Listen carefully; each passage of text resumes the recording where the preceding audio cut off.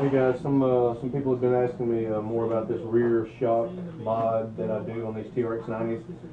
It's simply a bracket that drops the swing arm mounting point down lower a couple inches and a little bit forward. Allows you to run a Yamaha Blaster front shock or a name brand 14.5 to maybe 15-inch rear shock on a stock swing arm, and you can get a very close resemblance to what the Trx90 long travel feels like. You're not going to get a long travel, so to speak, but you can use your stock swing arm and you get this much travel. So that's somewhere 6 or 7 inches.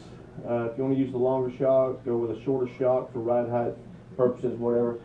You can achieve around an easy true 5+ inches, up to 7 or so inches travel on your stock swing arm.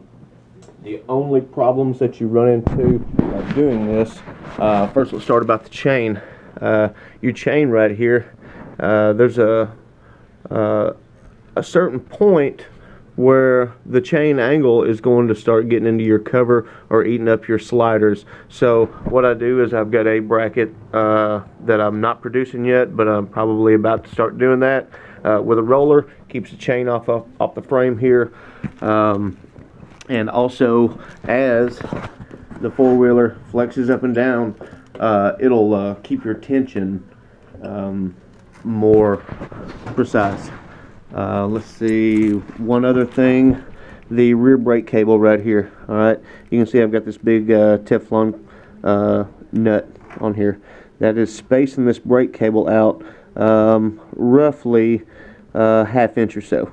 Alright, if I didn't do that, this brake cable, see, will straighten out as the swing arm goes down. It'll pull this brake cable tight, it'll pull your brakes. So what you have to do is either get a longer brake cable or use a spacer.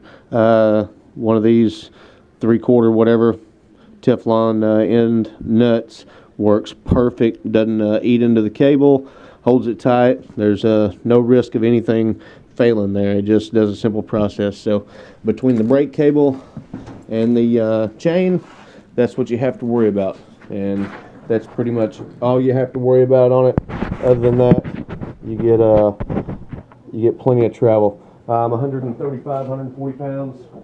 Just kind of hop on it here. I do have some cheap eBay shocks on the front,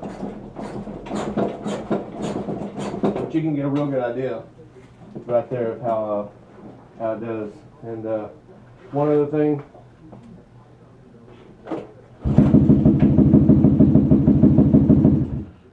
if your motor won't crank like that, go jet it and then worry about your suspension. Alright, have a good one, guys.